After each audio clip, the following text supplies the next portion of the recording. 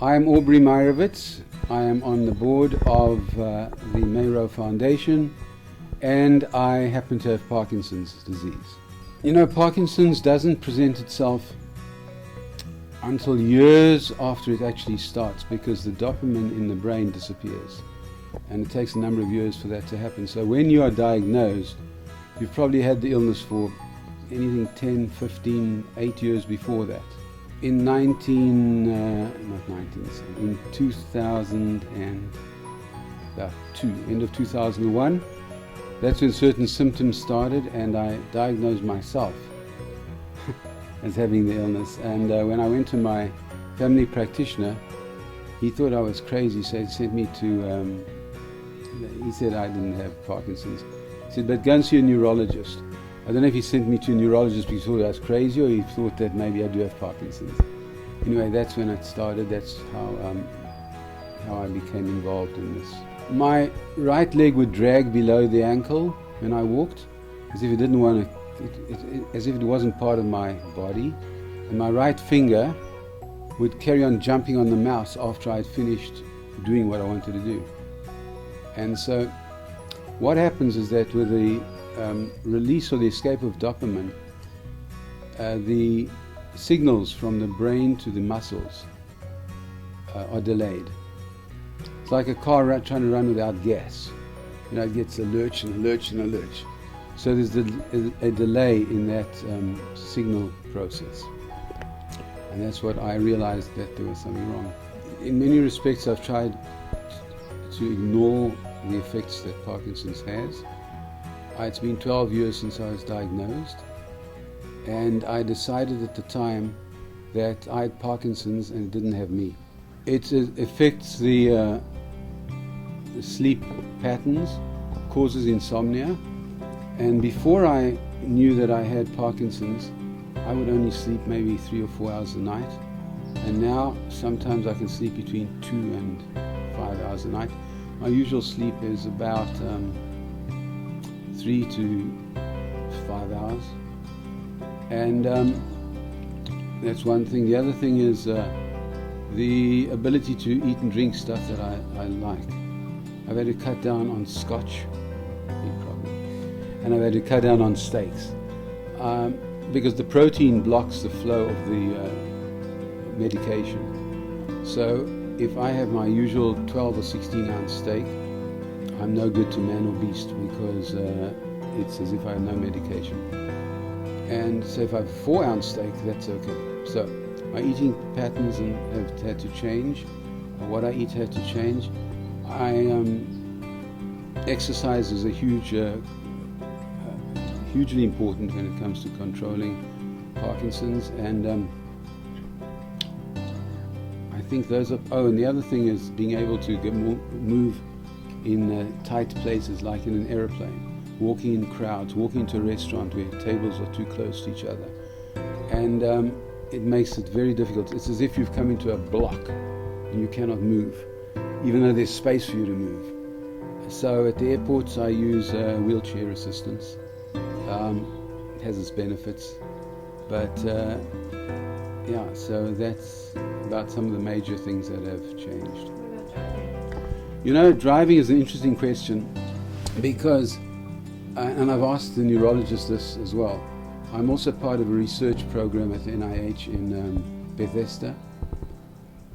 I used to do a huge amount of driving in South Africa, probably 30 or 40,000 miles a year.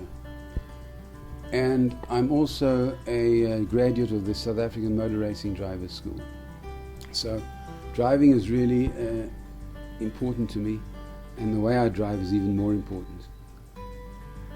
So I figured, how can all these other things be affected, but driving comes naturally? So I figured that the brain is creates its own pathways, if you want to call it that. When you do something enough times, the brain automatically takes over and just does it.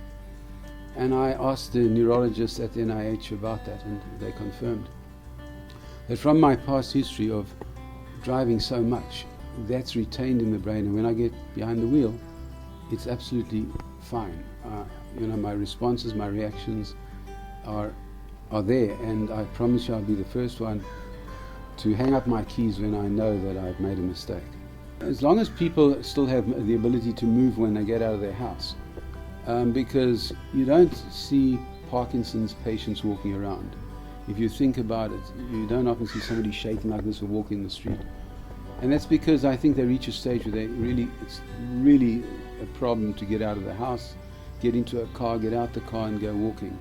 So unless there's something specifically where they've got to go to, they need a ride to the doctor, maybe they're meeting a friend at a movie, I think that'll help. But the point is that they reach a stage where they don't want to move and sometimes can't move.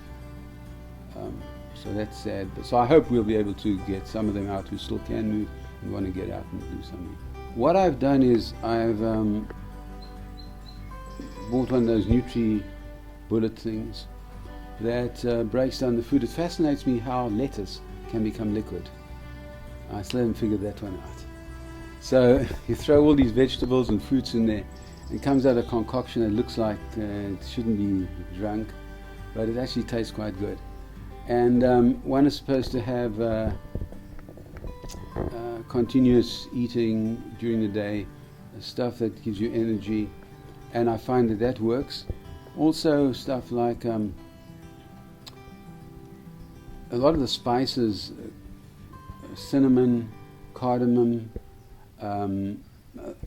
fish oils, a lot of those things help.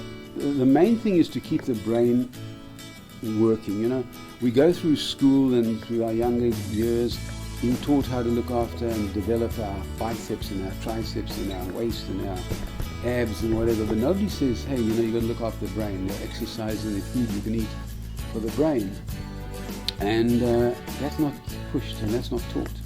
But there certainly are ways to do that, and brain exercises, and the biggest thing is to keep active, to talk to people, because you're forced to think, you're forced to make words, you're forced to make sentences. At the speed I'm talking now, you won't often find people who are 12 years or 15 years into the illness being able to speak as fluidly as I am now. But there are days when I have to think of what words to use because it escapes me for a few minutes. But certainly there are those natural remedies and natural foods to eat. Stay away from cooking food in a microwave. Stay away from any pickled cucumbers, herrings, anything that's fermented, yogurt, strong smelling cheeses, you know, aged cheeses, anything that's fermenting and that is no good. But the good news is that caffeine and nicotine is good for activating and stimulating the brain. So I'm trying to take lessons in how to smoke a cigar and how to drink caffeinated coffee. So yeah, thank you. And imagine having the ability only to sleep 2 or 3 hours a night and then still taking caffeine and nicotine. I mean, it'll be a 24-hour day. And how much you can get done.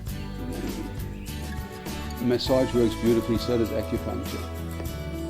However, the cost of it is horrendous, because in order for any natural remedy to really work, you have to do it every day practically. You know, part of my background is agriculture and fertilizers and feeding of plants. It's amazing how a human being very similar to a plant, where in plants you have nitrogen, phosphate and potassium, and so the nitrogen for a person is a protein, and the other trace elements and the other minerals we get from different plants and things.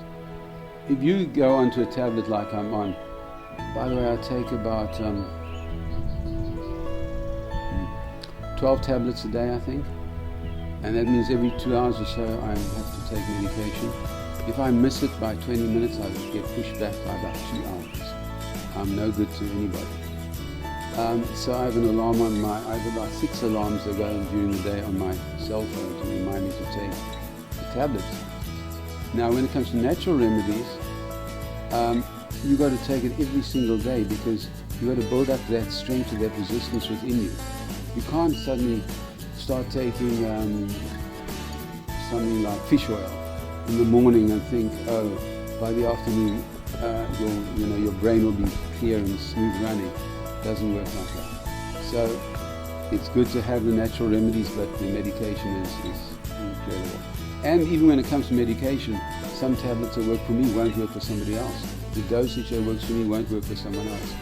And so it's a tricky process of finding what the right mix is for them. Years ago, I used to call friends, even before I had Parkinson's, and I'd say to them, hey, you want to meet for lunch? And they'd tell me they can't, they've got to do this, they're too busy, they're working. Then I'd say, do you ever take an hour's lunch? Do you ever meet somebody for lunch on business? Do you ever go away to it? Yeah, I do. So why can't we meet for half an hour or 45 minutes and just have a quick lunch? Oh, well, maybe we can.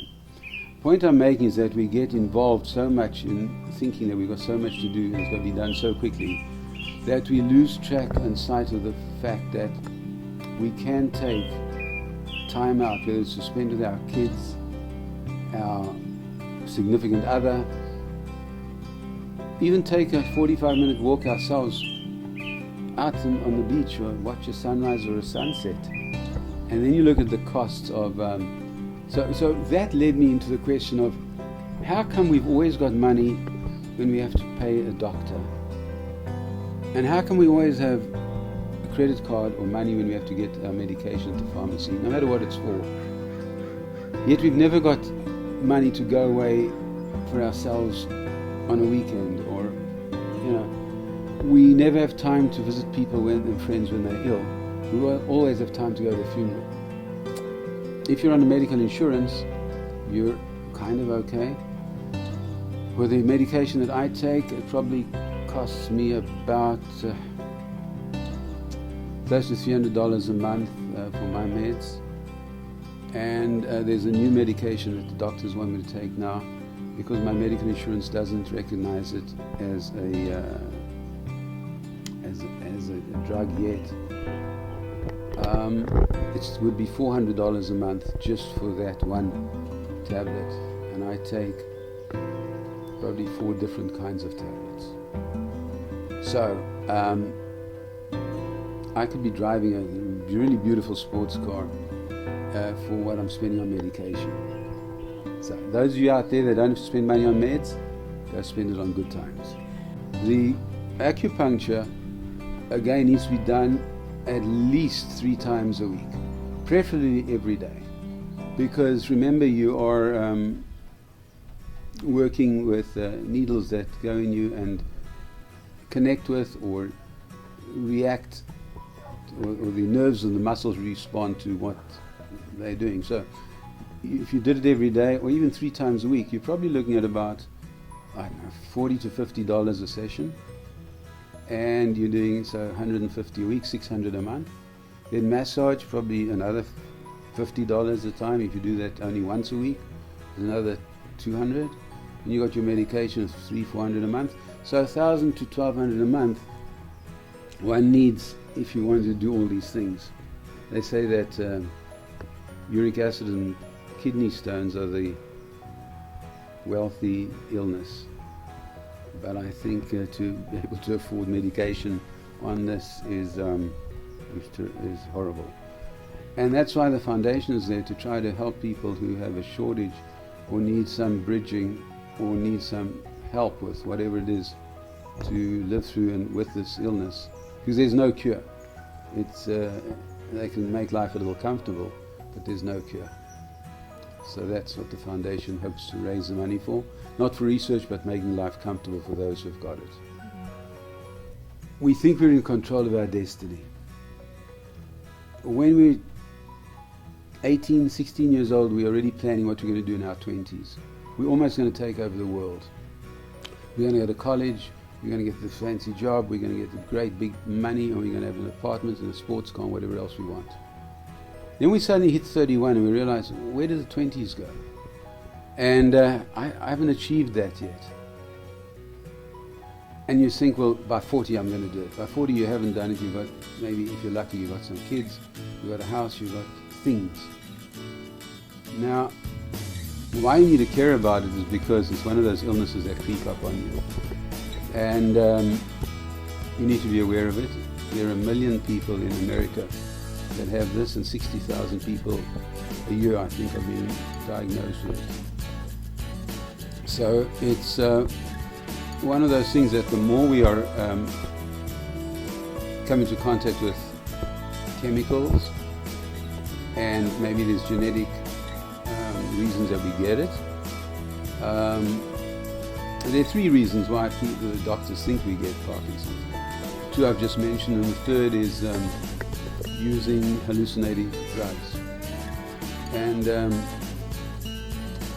I think mine came from the fact that I was in the agricultural business, and I was always around the warehouse where this fine dust was coming up from fertilizer and chemicals being handled in the warehouse.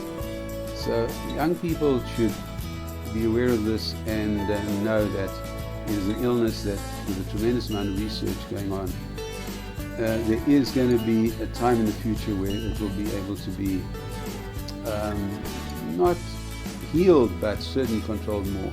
And what I mean is this, that right now you can have electrodes placed in your brain, is known as deep brain surgery, DBS, and they put electrodes in the areas of the brain that needs controlling, and they can do, by doing that, they can do away with tremors and with the lack of ability to walk and stuff like that.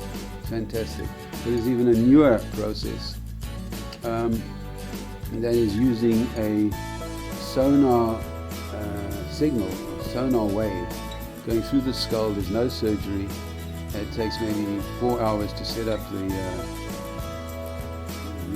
equipment, and maybe 45 seconds, I believe, or very short time, a blast of that sonar wave, and it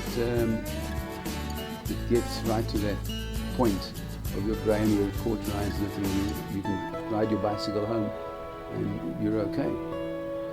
So there's also stem cell research going on. I gave a piece of my skin here to NIH. As long as they don't clone me, they can use that. They were so happy to get that. It was like they got the jackpot. I don't understand that, but they were very happy. So stem cell research is going to be a huge, huge savior. So I think if young people can take this and adopt it as a project and be involved in it, I think it's fantastic.